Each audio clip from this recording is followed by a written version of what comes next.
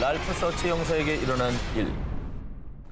뉴욕 도심 한복판에서 벌어진 기이한 현상을 다룬 공포영화 인보카머스. 이 영화가 실존 인물의 실화를 바탕으로 제작된 게 알려지며 사람들을 더욱 공포에 떨게 했습니다. 이 영화의 모티브가 된 실화 속 주인공 랄프 서치 형사는 1990년대 무렵 뉴욕 브롱크스 구역 소속 경찰로 근무하고 있었습니다. 어느 날 랄프는 남편에게 폭행당하고 있다는 여성의 신고를 받고 현장에 출동했다가 정말 믿을 수 없는 장면을 목격하게 됩니다. 폭행을 가한 남편의 손톱이 온통 짓이겨지고 피가 잔뜩 맺혀 있었던 것이죠. 그럼 뭐야? 그렇게 될 때까지 아내를 때린 거예요? 그런데 말이죠. 남편이 뭐에 홀린 듯이 집안 곳곳을 손톱을 긁었어요. 그리고 얼마 뒤 폭우가 쏟아지던 밤에 한 동물원에서 걸려온 신고 전화를 받고 달려간 랄프. 그곳에서도 충격적인 현장을 목격하게 됩니다. 그건 바로 사자 우리 안에 버려진 한 아기. 더 놀라운 것은 아기를 잔혹하게 내던진 사람이 아기의 엄마였다는 것이죠. 말도 안 돼. 그런데 그녀는 형사 앞에서 입에 거품을 물며 알아들을 수 없는 말로 중얼거리더니 동물원 바닥을 정신없이 파헤쳤다고 합니다. 역시나 무언가에 홀린 것처럼 말이죠. 이유를 알 수 없는 기이한 사건이 연달아 일어나자 랄프 형사는 뭔가 깨름칙해서 엑소시즘을 하는 로버트 맥케나 신부를 찾아가 조언을 구했는데요. 그들의 차이가 아닙니다. 악령이 조종하는 거죠. 그런데 바로 그 무렵부터 랄프 형사의 가족들에게도 이상한 일이 벌어지기 시작합니다. 늦은 밤 랄프의 아내가 딸의 방문 앞에서 정체를 알 수 없는 검고 거대한 형상을 목격했는데 이윽고 들려온 소리.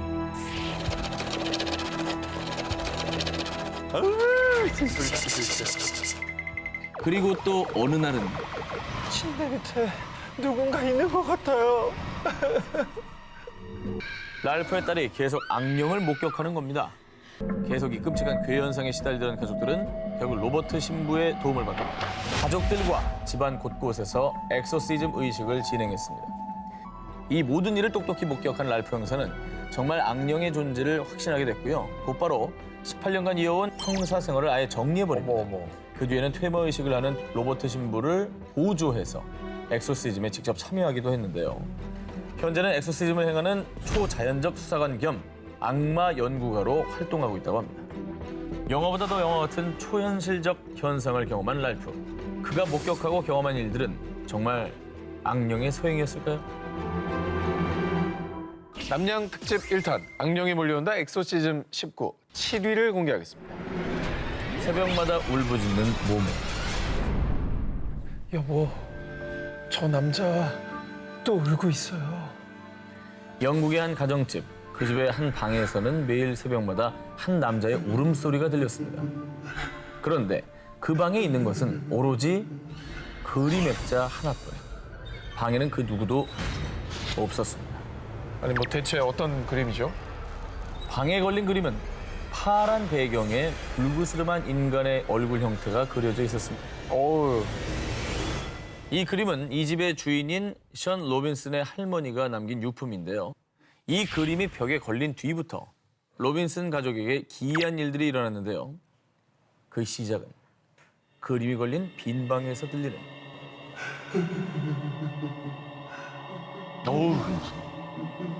의문의 울음소리. 자기 집에서 오잖아. 저게 실제라고 생각해요. 와, 얼마나 소름 끼칠까.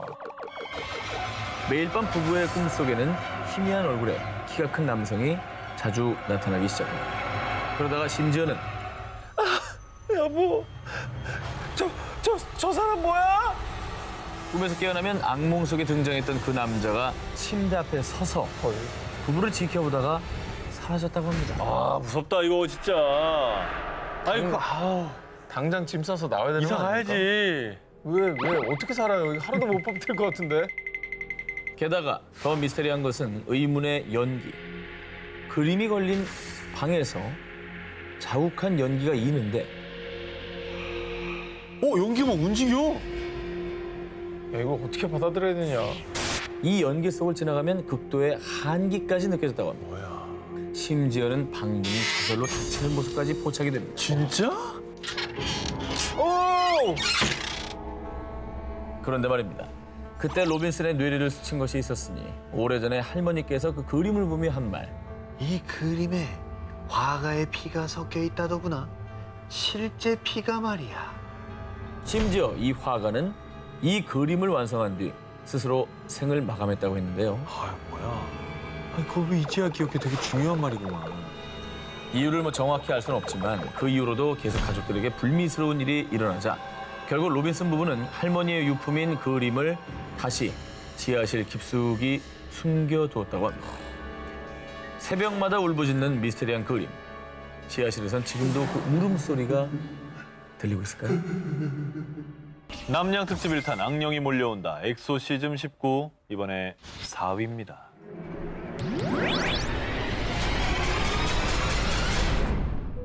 (2008년 2월) 미국의 종교 잡지 뉴 옥스포드 리뷰에 실린 한 논문. 그런데 이 논문은 전 세계적으로 큰 파문을 낳았습니다. 왜요? 뭔데? 무슨 논문인데 그래도? 논문의 정체. 미 유명 N대학교 임상심리학과 교수이자 정신과 의사 리처드 갤러거가 쓴 논문의 제목은 악령 빙의에 관한 케이스입니다. 의사 리처드가 약 10년 전에 직접 겪었던 엑소시즘을 생생하게 기록한 논문이었죠. 의사는 과학을 통해서 그렇죠. 의사를 행하는 사람인데 이게 악령 같으면 비의과학이기 때문에 약간 믿기 힘들다 이렇게 얘기해야 되는 거 아닌가요? 근데 그런 의사가 썼기 때문에 의학계에서 엄청난 논란이 됐겠네요. 그렇죠. 그도 원래는 악령 따위는 개나 줘버려라고 주장하는 엑소시즘 회의론자였습니다. 그런데 1998년경 그의 인생을 180도 뒤바꾸는 일이 일어납니다. 의사 리처드는 한 신부의 부탁으로 39세 여성 줄리아를 진찰하게 됐는데요. 그런데 악령의 목소리가 들려요. 제발 저 좀 도와주세요. 감히 내 가족의 나를 감당할 수 있을까? 정말 악령의 모습처럼 검게 변한 얼굴로 알 수 없는 말을 내뱉는 줄리아. 의사 리처드는 난생 처음 보는 증상에 어떠한 진단도 내릴 수가 없었습니다. 헐. 하지만 결국 1998년 6월 카톨릭 사제들과 함께 엑소시즘에 참여했는데요. 그런데 말입니다. 당시 더운 여름인데도 불구하고 방 안은 마치 한겨울처럼 냉기가 가득. 심지어 그녀는 한 번도 배운 적이 없는 라틴어와 스페인어를 미친 듯이 말하기도 했고요. 소름이다. 어떻게 알아? 그리고 엑소시즘이 진행되는 동안 줄리아 주변에 물건이 날아가거나 헐. 그녀의 몸이 붕 떠오르는 등 과학적으로 절대 설명할 수 없는 기현상들이 계속됐다고 합니다. 그 뒤 줄리아가 암 말기 상태라는 말을 마지막으로 연락이 끊겼다고 합니다. 그 악령이 그 기회마저 앗아간 것 같은 느낌이 들죠. 안타까운데요. 하지만 한편 강력한 악령에 빙의된 줄리아를 통해 악령의 존재를 확신한 의사 리처드는 국제퇴마협회 고문으로 활동하며 100건 이상의 엑소시즘에 참여한 그는 그 뒤에 사제들과 함께 생생하고도 오싹한 경험을 논문으로 발표한 것이죠. 의사가 실제로 악령이 있다고 논문을 통해 얘기한 거니까 더욱더 소름 끼치네. 그렇죠. 악령의 존재를 인정한 의사 리처드는 마지막으로 이런 말을 남겼습니다. 나는 무엇보다 과학적인 증거를 믿습니다. 그리고 줄리아, 아니 악령은 존재한다. 다음 특종입니다. 2013년 호주 애들레이드에 사는 유치원 교사 카리나 임스. 그녀는 두 아들을 재우고 잠을 청했습니다. 아, 제이콥이니? 엄마 졸려. 장난치지 마. 아, 장난하지 말라니까. 카리나는 아들이 장난으로 다리를 간지럽힌다고 생각해 바로 일어나 봤는데요. 하지만 그녀의 주위엔 아무도 없었습니다. 그런데 그때 그녀와 눈이 마주친 건 그녀가 생일 선물로 받은 200년 된 골동품 인형. 이게 약간 딴 데 보는 것 같은데? 아까랑 눈빛 달라졌죠. 약간 왼쪽 보는 것 같은데, 지금. 평범했던 그녀의 인생은 그날 이후로 180도 뒤바뀌게 되는데요. 그 이유. 응? 나도 케이크 좋아해. 뭐? 넌 케이크보다 쿠키가 좋다고? 인형과 눈이 마주친 이후 그녀에게 생긴 특별한 능력. 인형에 깃든 망령의 목소리를 들을 수 있게 됐다는 것입니다. 오. 뿐만 아니라 카리나는 인형에 깃든 망령을 직접 목격하기도 했다고 합니다. 뭐가 있긴 있는 거예요, 저 인형에? 그렇죠. 교감하는 건가요? 기묘한 능력을 얻게 된 카리나는 무언가에 홀린 듯 미친 듯이 인형들을 수집했고요. 그 수백 개 인형 중에 영혼이 깃들어 있는 100개의 인형을 찾았고 그 그 인형을 통해 죽은 사람과 대화하는 기묘한 경험을 본인의 SNS에 공유하기도 했습니다. 저 인형이죠 지금. 인형. 헐. 오늘은 침실에서 걸어다니는 아기 유령을 봤어요. 이 인형엔 올리비아라는 소녀의 영혼이 있어요. 이렇게 그녀의 기이한 경험담이 널리 퍼지면서 영국 유명 일간지 등 많은 언론에서는 카리나를 인형을 통해 귀신과 대화하는 여자라고 보도했습니다. 정말 그녀의 인형 안에 망령들이 깃들어 있는 걸까요? 그렇다면 그 망령들은 무슨 말을 하고 싶었던 걸까요?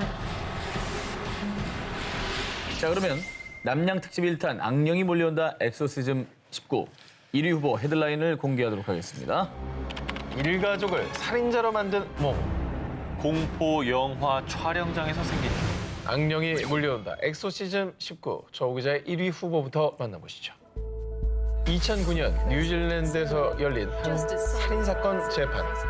9명의 피의자가 자신의 가족을 살해한 사건이었는데요. 그런데 우리는 그저 악령을 떼어내려고 한 것뿐이에요. 이게 다 그 사자상 때문이라고요. 사자상을 왜 집에 가지고 있는 거야? 2007년 2월 뉴질랜드의 한 마을. 외할아버지 집에서 외삼촌, 이모들과 함께 살던 22살 여성 자넷 모세스는요. 가족들과 함께 외출을 마치고 함께 집으로 향하고 있었는데요. 그런데 바로 그때 자넷의 눈에 띈 무언가. 한 술집 앞에 놓여있던 낡은 사자 석상이었습니다. 저기 수집 앞에 있어요. 저거 남의 거 같은데 그걸 왜 가져와? 그러게. 누가 봐도 오래되고 볼품 없었는데요. 그런데 와, 이 사자상 우리 집 정원에 두면 너무 멋질 것 같지 않아요? 자, 마치 뭔가에 홀리기라도 한 듯 볼품없는 사자상을 집으로 가져가겠다고 우긴 자넷. 가족들은 의아했지만 결국 함께 사자상을 집으로 옮겼습니다. 누구 건지도 모르고 왜 가져와? 그럼 어떤 사연인 줄 알고. 그런데 말입니다. 사자상을 집으로 들인 뒤 자넷은 이유 모를 피로감을 계속 느끼더니 갑자기 의식을 잃고 쓰러지기까지 했습니다. 깜짝 놀란 가족들은 자넷을 데리고 무려 4시간 동안 자넷의 눈과 입에 물을 들이부었고요. 어머. 결국 그렇게 자넷은 질식사로 숨을 거두게 된 거였습니다. 아니, 가족들도 이상한데 왜 물을 부어? 4시간이나? 결국 자넷에 쓰인 악령을 내쫓기 위해 테마 의식을 감행한 가족은 결국 법의 심판을 받게 됐는데요. 근데 정말 사자상 때문일까요? 그 사자상은 아직도 그 자리에 있나요? 정원에? 가족들이 제자리에 갖다 놓은 사자상은요, 감쪽같이 사라져버렸다고 하는데요. 정말 그 동상을 함부로 가져와 온 가족이 불행의 덫에 걸린 걸까요? 그리고 이 죽음이 들어오진 사자상은 대체 어디로 사라진 걸까요? 악령이 몰려온다 엑소시즘 19 저 한 기자의 1위 후보 공개합니다. 지금으로부터 30여 년 전 우리나라의 한 영화 촬영장에서 벌어진 일입니다. 우리나라야. 바로 1985년에 개봉한 공포 영화 목 없는 여살인마인데요. 영화 촬영 장소 섭외를 위해 경기도 청평의 한 별장을 방문한 김영한 감독. 음산한 외경에 미로 같은 내부. 그는 이 별장을 보자마자 단번에 마음에 들었죠. 그렇게 이 별장에서 시작된 공포 영화 촬영. 하지만 이때까지만 해도 아무도 몰랐습니다. 이곳에서 어떤 일이 벌어질지를 말이죠. 김영한 감독이 직접 밝힌 미스터리한 사건들. 먼저 이 영화의 첫 장면에 등장하는 고양이에서 시작됩니다. 주인공의 혼이 깃든 만큼 중요한 역할인 고양이. 그런데 촬영을 위해 고양이를 찾으러 간 조 감독은 그만 깜짝 놀라고 마는데요. 그 이유는 조금 전까지만 해도 멀쩡했던 고양이가 피를 토한 채 죽어있던 겁니다. 그것도 한 마리가 아닌 무려 200여 마리의 고양이들이 말이죠. 갑자기? 갑자기 200마리가? 200마리가. 원인 모를 고양이들의 떼죽음. 결국 그날 밤 조 감독은 촬영을 위해 급하게 고양이를 구하러 갔는데요. 그런데 그때 조 감독이 낸 교통사고로 한 명은 사망, 한 명은 중경상. 고양이도 죽고 사람도. 와, 무섭다. 네. 그런데 미스터리한 일은 여기서 끝이 아닙니다. 촬영하던 도중 안전장치로 설치해놓은 피아노 줄이 갑자기 끊어지면서 촬영 중이던 배우가 의식불명에 빠지기까지. 어머. 헐. 이 정도면 심한 사고가 계속 일어나네. 그렇게 간신히 겨우겨우 영화 촬영을 끝마친 김영한 감독. 마지막 촬영 날 그간 신세를 진 청평 별장 주인에게 인사를 건넸는데요. 그런데 촬영 다 했어요? 괜히 불편할까 봐 말 안 했는데 끝까지 촬영한 팀은 처음이에요. 무슨 일 없었죠? 아니 그러니까 다들 하나 와서 도망갔다는 얘기죠. 도망갔다. 네. 어. 야 무섭다. 그리고 별장에서 벌어진 미스터리한 사건의 결정타. 아니 이 여자가 왜 여기에 있지?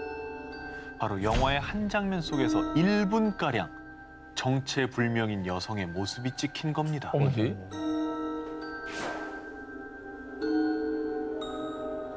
화면 속에 이 약간 좌측 쪽에 그다음 이제 여자 같기도 하고 그런 인물이 상당히 중요한 장면에 서 있는 걸 보고 전혀 예상하지 못했고 그 현장에 있던 사람도 못 본. 그런데 김영환 감독은 이 얼굴이 어딘가에서 낯이 익었답니다. 에? 그 이유는 10년 전 그가 조감독이던 시절에 영화 촬영을 하다가 안타깝게 감전사로 숨진 여배우와 이 화면 속의 여배우가 무척 닮아 있었다고.